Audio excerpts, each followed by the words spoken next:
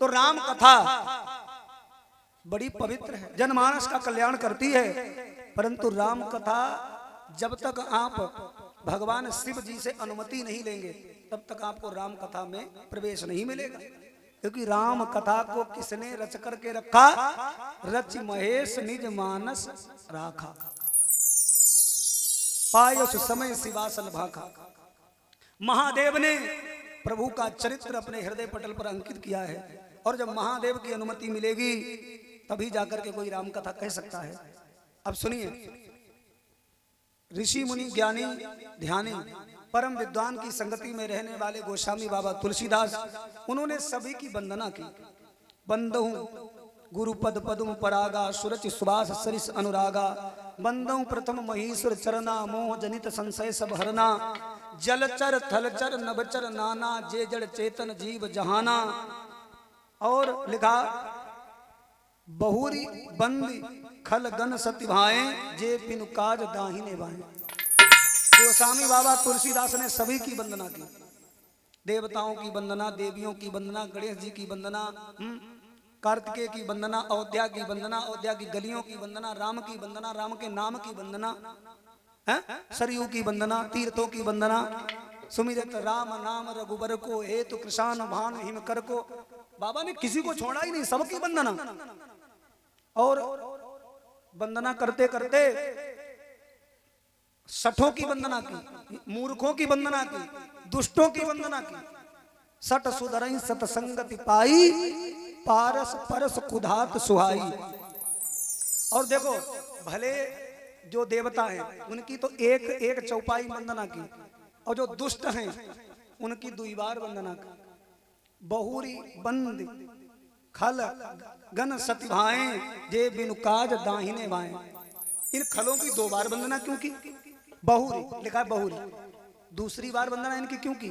क्योंकि देखो, भलो आदमी कोई कथा में आवे, ठीक, आपने निमंत्रण दो, वो आओ कथा सुनन, उस पर एक बार इशारा करना, कहां पर कोई भैया बैठ जाओ सुनो प्रेम से, वो मान जी एक बार मान लेगा, बैठ जाएगा। लेकिन जो हम यहाँ की बात नहीं कर रहे, कोई अपने ऊपर मत लेना।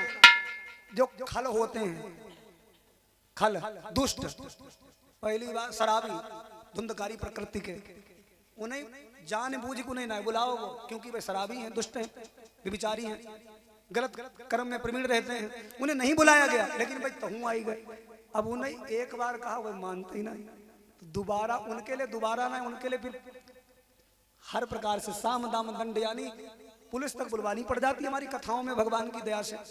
तो उनको तो फिर मनाना पड़ता है, मानते कहाँ हैं। अच्छा, खल कहते किसे जानते हो? खल, खा से खाएं और ला से लड़ाई, बस दो ही काम करें, भाई हो तो खल। और महाखल कौन हो? महाखल वे हो तो जिनको खाएं उन्हें से लड़ाई। तो महाराज, बहुरी बंद खल गन सति भाएं, जे बिन काज दाहिने बाएं। बिन बुलाए आइए, दाहिने बाएं लगे।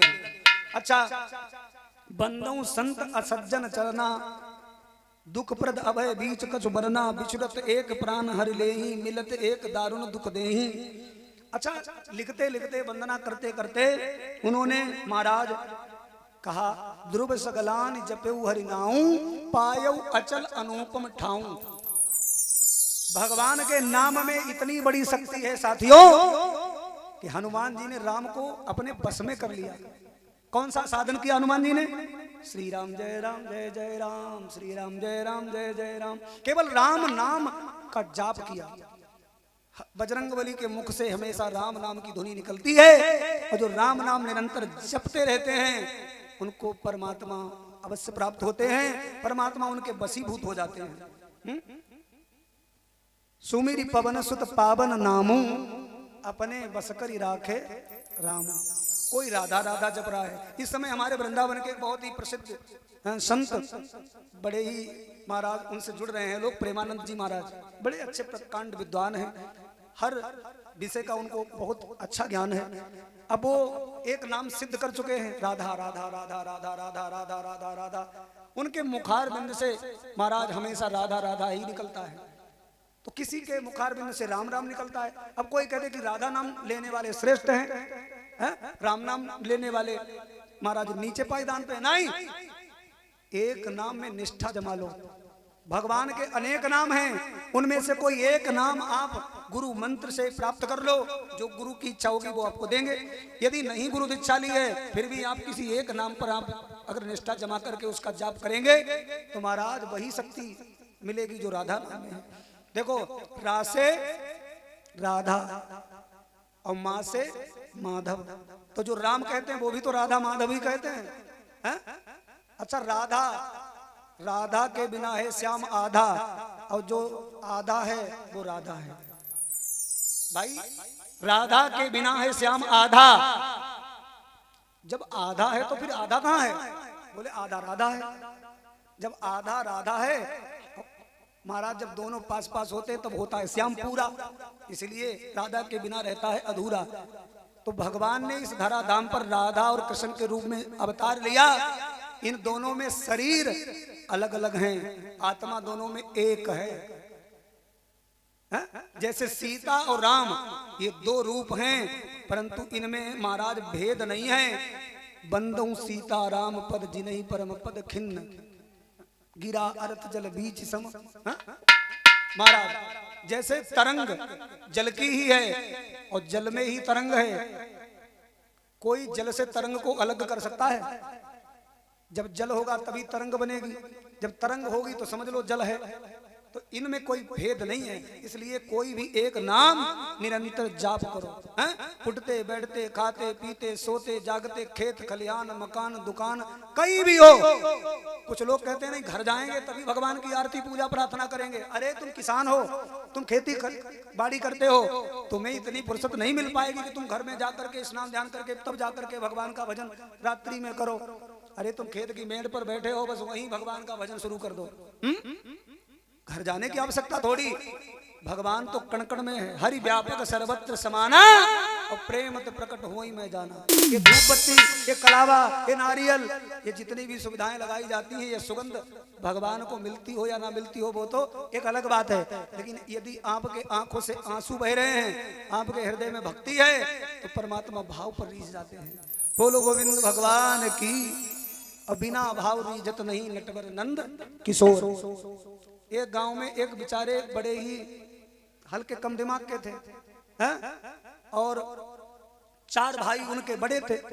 वे चार भाई बाजार जाएं तो हिसाब नहीं दें। कोई भी बड़ा काम हो तो बड़े बड़े निकल जाएं, वे सबसे छोटे रह जाएं।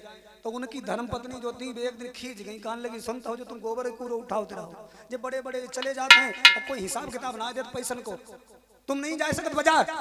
तो वो कहा लो, हम कब गए ही ना, हमें मालूम ही ना कैसे का चीज खरीदी जाए। पत्नी बोली, जाओ बाजार, खुद जिम्मेदार बनो और बाजार से खरीद के लाओ कोई भी सामग्री, सब्जी तेल नमक, जो चीज जरूरत पड़े तुम जाया करो। तो ना ही जाने की इच्छा थी, लेकिन पत्नी ने समझाओ कि जाओ। दुकानदार से कोई चीज खरीदने की इच्छा जब पड़े तो देख लियो वह चीज ठीक ठाक होए, तो वो दुकानदार से पूछियो कितने भाव की है, तो वो अपना भाव बताएगा। फिर उसके तुम आधे पैसा लगाइयो, और जब बात ठीक ठाक बन जाए तो ज्यादा चीज खरीद लियो। कहने लगो चलो ठीक है। अब जीवन में पहली बार बाजार गए, बरसात का समय था तो हल्की हल्की बूंदें पड़ रही थी। सोचने लगे एक छाता ले जाए। दुकानदार की दुकान खुल पाई थी, वो पहुंच गए। बोले भैया एक छाता दे दो। छाता देखा, ठीक है। बोले भैया कितने का है? उसने कहा 20 रुपए का। पुराना जमाना था, 20 रुपए का। तो उन्हें वह पत्नी वाली बात याद आई गई। पत्नी ने हमारी जा कही, आज पहली बार बाजार जाए रे, आधे पैसा लगाइयो। तो उन्हें 20 के 10 रुपया दी भैया। तो उसने कहा भाई 10 रुपए में कैसे दे दे, यदि तुम्हें लेना हो चलो 18 रुपए दो, ले जाओ। कौन लो 18? तो 9 रुपया दी। दुकानदार ने कहा 9 में कैसे दे देंगे जब 10 में नहीं दे रहे। अरे भाई काहे को दिमाग खारिज कर रहे हो, यदि तुम्हें लेना हो, अब दुकान खोल पाई हो, तुम आ गए हो, चलो 14 रुपए दो और ले जाओ छाता। तो दुकान लोगों तो 7 रुपया दिया। दुकानदार ने कहा कैसे अजीब व्यक्ति हो। अरे भाई दुकान खोल पाई, तुम्हारे हाथों से चलो बोहनी हो जाए, कोई मुनाफा तुमसे नहीं लेंगे, लाओ 10 ही लाओ, लाओ लाओ ले जाओ। तो वो कान लोगो 10 तो 5 दिन। दुकानदार ने छाता आगे करो और कान लोगो ले फ्री में कहने ले जा, तो कान लोगो तो 2 लीजिए। अब एक छाता जैसी चीज बिना एक भाव में टिके नहीं मिल पा रही है, तो भगवान की छत्र छाया में कैसे आ पाओगे? भाव तो होना चाहिए भगवान को रिझाने के लिए।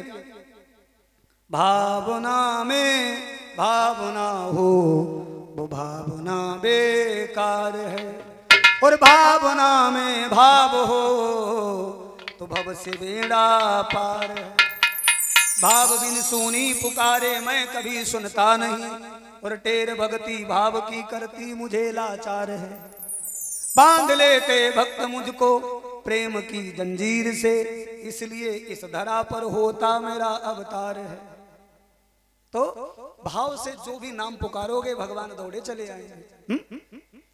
अच्छा, श्रोता भक्ता ज्ञान निधि कथा राम की गूढ़, और ये राम कथा गोस्वामी तुलसीदास ने लिखी। कब लिखी?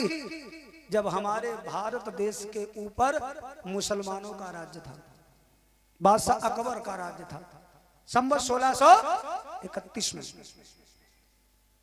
अच्छा, उस समय तुलसीदास का जन्म हुआ, और तुलसीदास जो थे, इनके जन्म की अगर कथा संक्षेप रूप से आपको बताएं तो हुलसी से तुलसी जन्मे पिता आत्माराम, सन 1532 ईस्वी में जन्मे थे राजापुर ग्राम, राजापुर में इनका जन्म हुआ। अच्छा, जन्मे तो मूल नक्षत्र थे, मूल पैदा हुए। अच्छा, जब इनका जन्म हुआ हुलसी मैया के द्वारा, तो दाई बुलाई गई, कहा कि बच्चे की मुख की लार सफा कर दो, जैसे कहते हैं ना नट्टी सफा करो। तो बात दाई जो आई, उसने महाराज ऐसे तुलसीदास के मुख में उंगलियां डाली, तो तुलसीदास ने तो बा को काट लो, बा के उंगली में निशान बन गए। काहे के निशान? बोले ये ध्यान से देखो, इस बच्चा के मुख में दांत हैं। कितने दांत हैं? गिने तो 32 दांत। जन्म लिए देखो मुख खोल के तो 32 दांत, और रोए ना, मुंह से सबसे पहले शब्द का निकलो राम, राम ही बोले। तो लोगों ने इस बच्चे का नाम रख दिया राम बोला, राम बोला। हा? और माता मूल नक्षत्र था, तो माता की हानि उसमें थी, तो महाराज हुलसी माता का निधन हो गया। माता का महाराज मरण जब हो गया, तो उस बच्चे को कौन पालता? मुनिया नाम की एक दासी ने पाला। और मेरे भक्तों, लोगों ने कहा ये बालक नहीं है, जाके मुंह में 32 दांत हैं, जो कैसो बालक है? लोगों ने कहा और समझो, और अच्छी तरीका से देख रेख नहीं करी, सेवा खूब अच्छी नहीं करी। लेकिन भाइयों, मोहल्ला भरे की गायों को चराते थे, शाम को जब लौटा के लाते थे, तो मोहल्ला के लोग इनके भरण पोषण करने के लिए, पेट भरने के लिए कुछ अन्न, कुछ रोटियां दे दिया करते थे। प्रेम के साथ गोस्वामी बनकर के गाय चराते रहे। धीरे धीरे धीरे धीरे समय हुआ, कुछ प्रखर बुद्धि के थे, तो इनका विवाह हो गया। इनकी धर्मपत्नी का नाम क्या था? रत्नावली। रत्नावली बहुत खूब सुंदर थी, ध्यान रखना। अच्छा, मैं एक बात बताना चाहता था कि इस बात पर लोगों विद्वानों में झगड़ा हुआ कि तुलसीदास जैसे महात्मा परम ज्ञानी महाकवि रामायण के रचयिता को मूलनम पैदा करो भगवान, अच्छी घड़ी साहित्य में भेजना चाहिए था। तो हमने कहा अच्छी घड़ी साहित्य में यदि नहीं आए तो भी कोई दिक्कत नहीं है, क्योंकि हर समय हर साहित्य पर काम नहीं हो पाता है। देखो भाई, एक ठाकुर साहब हमको कहने लगे हमारे गांव का नियम है, यदि किसी के खेत में हल चलेगा वो भी पंडित जी से पूछ के, बठिया अगर रखो जाएगा तो पंडित जी से पूछ के, विवाह होगा पंडित जी से पूछ के, नामकरण होगा पंडित जी से पूछ के, हर चीज पंडित जी से पूछिए कि हमारे गांव में होते। तो हम चुप्पा सुनते रहे। तो हमने उनसे एक बात कही, हमने भाई ठाकुर साहब एक बात कहना चाहते हैं, अगर गाँव में आगी लग जाए, आगी लगी हो गांव में और आगे से महाराज पूरा गांव जल रहा हो, तो उस समय पर पंडित जी से पूछ के आगे में पानी डलियो या गांव वाले से कहियो जल्दी जल्दी बताओ। आग लगी हो का उस समय पर जाए पंडित जी से पूछियो, जाए पंडित जी पत्रा खोले के देखो आगे बताओ ना मुहूर्त है कि नहीं। तो उस समय पर क्या बुद्धिमानी है? आग लगी है, आग को बिना साहित्य विपत्ति में महाराज कोई साहित्य की आवश्यकता नहीं, जो भी आए लोक कल्याण के लिए करने के लिए आप लग जाओ। तो तुलसीदास का जन्म इसलिए मूल नक्षत्र में भगवान ने किया, क्योंकि यदि अच्छी साहित्य के लिए रहेंगे तो तुलसीदास बहुत लेट पहुंच पाएंगे, क्योंकि उस समय पर हमारे भारत हिंदुस्तान देश में विधर्मियों ने आग लगा दी थी। भारतीय धर्म संस्कृति को खत्म करने के लिए धर्म ग्रंथों को आग के हवाले किए जा रहे थे। भगवान नारायण ने सोचा यदि इस समय पर तुलसीदास को नहीं भेजा तो फिर भारतीय धर्म संस्कृति बड़ी ही महाराज खत्म हो जाएगी, इसलिए बिना नक्षत्र बिना मुहूर्त के मूल नक्षत्र में ही भेज दिया। तो आप सुनिएगा, तुलसीदास का जब विवाह हुआ, रत्नावली नाम की बड़ी सुंदर धर्मपत्नी प्राप्त हुई, और रत्नावली घर में रहती हैं। गोस्वामी तुलसीदास गाय चराने के लिए जाते हैं। एक दिन ऐसा हुआ, गाय चरा करके जब लौट करके आए तो कैथा मकोया इत्यादि फल लेकर के आए, बेर लेकर के आए, और कहते हैं देवी रत्ना, ओ रत्ना, देखो मैं तुम्हारे लिए कितने सुंदर सुंदर स्वादिष्ट फल लेकर के आया हूँ। लेकिन फल को हटा के देखो तो घर तो सूना पड़ा है। लोगों से पूछने लगे मेरी धर्मपत्नी कहाँ है, तो कहा कि तुम्हारा साला आया था और वो तो चली गई माई के। अब तुलसीदास को रात्रि में चैन नहीं पड़ा, एकदम भाग खड़े हुए। रात्रि में भागे, चौमास का वो समय, बूंदें पड़ रही हैं, मेढक टर टर कर रहे हैं, और मरघट के बीच से जब निकले तो नदी का बहुत प्रबल वेग देख करके घबराए नहीं, वहीं खड़े हो गए। कहने लगे अब नदी कैसे पार करें। नदी में कुछ मुर्दा उतरा रहे थे। तुलसीदास बोले हमें तो चैन ना है, तुम आराम से पड़े हो। मस्तराम मुर्दों से बोले हमको कुछ बतलाओगे, तो मुर्दों में से एक बोल पड़ा मर जाओ सुख पाओगे, जब तक जीवित रहोगे कष्ट में ही रहोगे। मर जाने का मतलब समझ नहीं पाए तुलसीदास, यानी अपनी इच्छाओं को मार लो बस सुधर जाओगे। लेकिन तुलसीदास ने उसी मुर्दा का सहारा लिया और महाराज नदी पार कर गए। जब ससुराल में पहुंचे रात्रि में तो देखा किवाड़ कपाट बंद हैं, अब कैसे जाएं घर के अंदर। तो एक सर्प विषधर लटक रहा था, उसी को पकड़ करके महाराज धम्म से आंगन में कूदे कि तुलसी चोरी से मिलन चले गोरी से, पहुंच गए हैं ससुराल।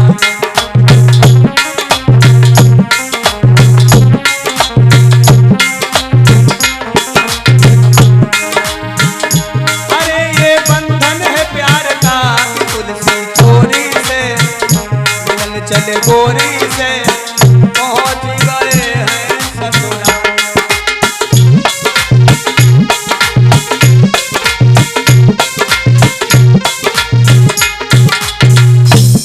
जाकर के धीरे धीरे देखते हैं मेरी रत्ना कहाँ पर विश्राम कर रही है।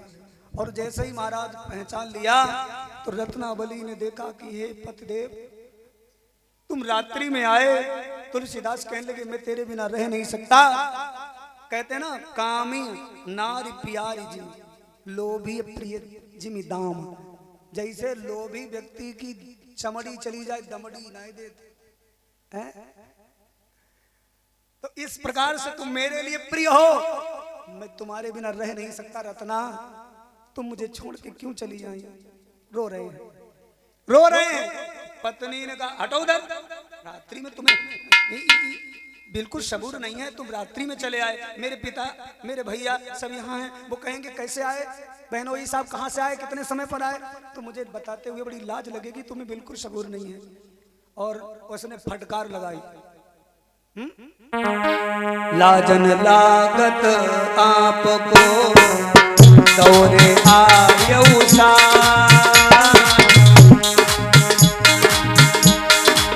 लाजन लागत आपको दौरे आयु सा, धिक धिक ऐसे प्रेम को कहा कहूँ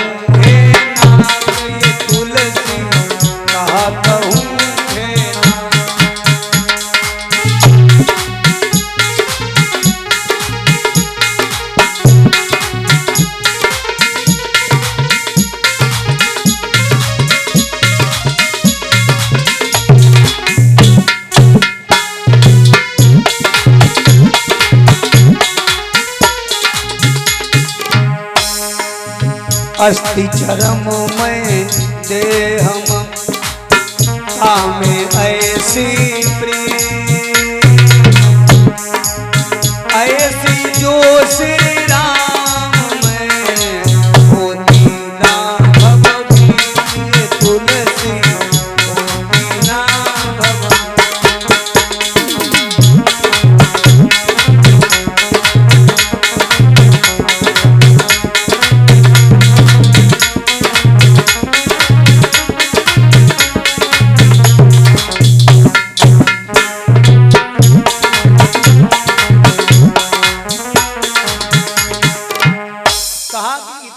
हमसे करते हो, इतना यदि परमात्मा से कर लेते तो तुम्हें इस जीवन में परमात्मा की प्राप्ति हो जाती।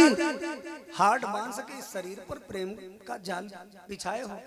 अच्छा एक बात बताएं, हम लोग कभी कभी इस शरीर से इतना प्रेम कर बैठते हैं कि भूल ही जाते हैं कि इस शरीर में क्या है।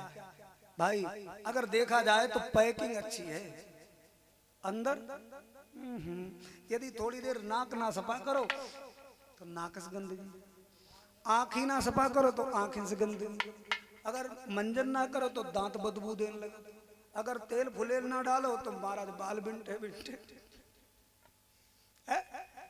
सुनो, अगर नहाओ ना शैम्पू ना करो तो महाराज पूरा शरीर बदबू देने लगता है। और फिर भी हम इसके बड़े दीवाने बने घूम रहे हैं, केवल पैकिंग अच्छी है। राजेश्वरानंद महाराज जी का एक बड़ा अच्छा भजन है, सुनिए। माया तेरी बहुत कठिन है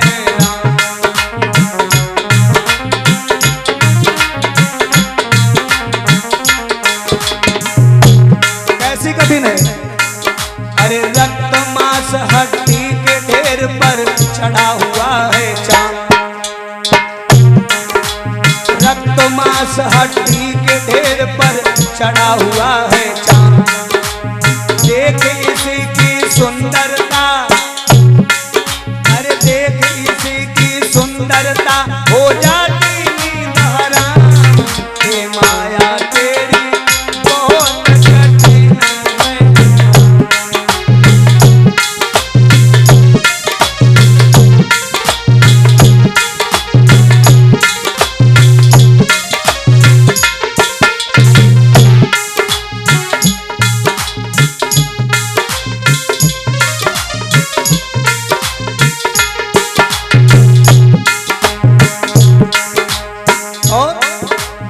मृत्यु देखता गैरों की रोज सवेरे शाम, मृत्यु देखता औरों की रोज सवेरे शाम।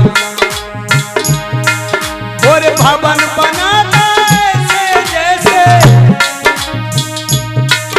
अरे भवन बनाता ऐसे जैसे हरदम यहाँ मुकाम। हे माया तेरी बहुत कठिन,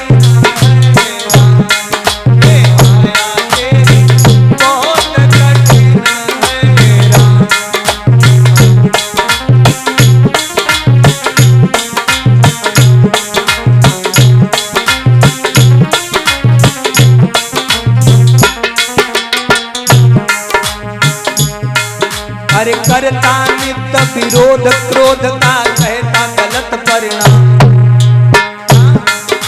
करता नित्य विरोध क्रोध का कहता गलत परिणाम। अरे होता क्रोधित स्वयं को होती, अरे होता क्रोधित स्वयं को होती पानी बिना लगाम। हे माया तेरी बहुत कठिन है, माया तेरी बहुत कठिन है।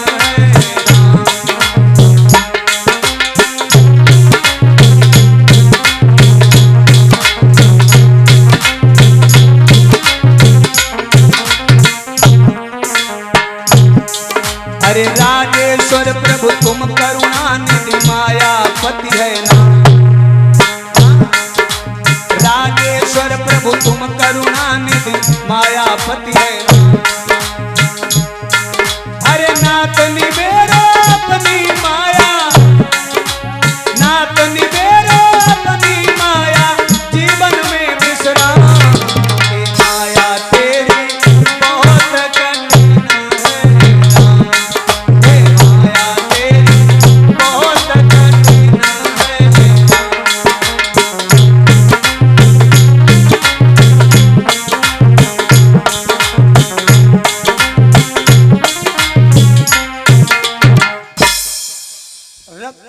हड्डी के ढेर पर चढ़ा हुआ है चांद, और देख इसी की सुंदरता हो जाती नींद हराम। ये माया तेरी बहुत कठिन है राम। फर्क इतना है, काऊ की थोड़ी महाराज ये चमड़ी है गोरी है, काऊ की थोड़ी सांवली है, लेकिन आदमी भूल गया कि भगवान का भजन करना, इसी के पीछे महाराज समय बर्बाद। तो ऐसा जब समझाया तो तुलसीदास एकदम पीछे हट गए।